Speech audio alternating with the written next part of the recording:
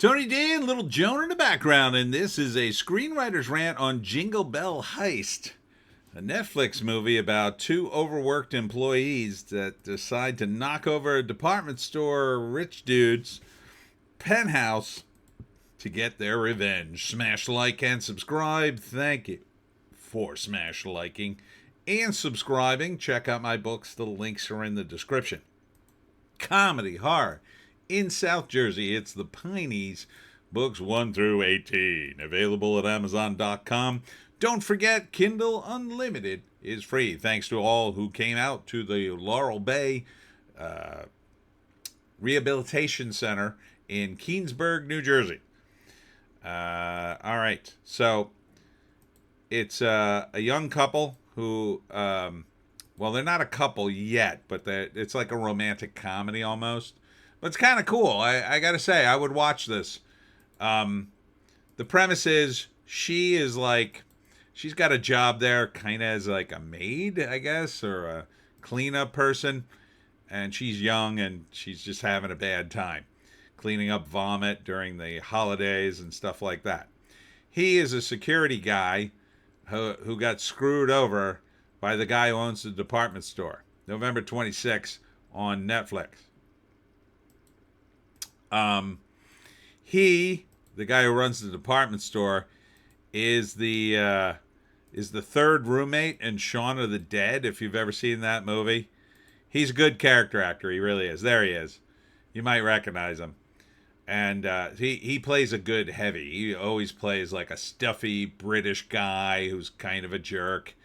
So he's kind of a jerk. He's got a wife, and part of the heist is they got to get a key fob out of his penthouse, so he has to get invited upstairs by his wife, to have sex, and then steal the fob, but then he has to somehow escape with it before having sex with her because he's really in love with the young girl.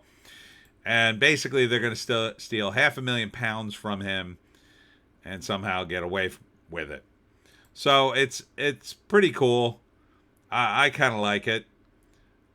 It's not focused too much on the relationship. It's not one of these Hallmark rom-com dealies. It's more of a heist movie that happens to have rom-com elements in it. And I like that it's just two people doing it, because that, to me, that in some ways is more realistic that they could pull it off because they both work there. Of course, they'll totally find them because they both work there, and he worked as a security guy. They'll be like top of the list of the suspects when they disappear and the money goes missing. But still, I like the romantic notion that someone can pull off a heist from a guy who really doesn't deserve the money, kind of thing. So I would see it. So first act, they both have terrible jobs. Their boss is the biggest jerk in the world. He screwed over him, didn't pay him for his security work, and basically he's being a jerk to her. Maybe throw in a sexual harassment scene, and boom, you'll hate him. You'll hate that dude enough, that character enough, that you'll be on board. So then they plan this elaborate heist, and they've got several sort of hurdles during the heist in the second act. They don't want to do it, but like they've been so screwed over, they feel like it's revenge. So they jump through all these hurdles to get the money, and of course there's various ways it could blow up in their face, and in the end it probably does, but they get away anyway because of some clever ruse. Do they get away with the money? I don't know. Maybe they have to decide between getting away with the money and their budding relationship. Or maybe they both just run away with the money and they escape. I mean, either way, I think it could work. 100%.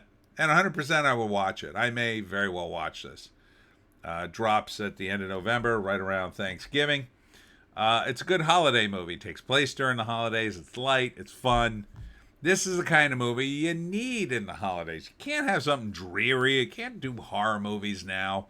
Well, not now, but I mean, at the end of November, yeah, it's time for Christmas stuff. It's time for happy, fun movies. Comedies are fine too if they're not too crazy and vulgar. Um, this seems like a family enough comedy anybody can watch. Let's read the write-up. This holiday, payback never looks so festive. Sophia, a sharp-witted retail worker, and Nick, a down-on-his-luck repairman, are small-time thieves with their eyes on the same Christmas Eve score, robbing London's most notorious department store. Forced into an uneasy alliance as secrets surface and feelings for each other deepen, Sophia and Nick put their relationship and the heist in jeopardy. Yeah, sign me up.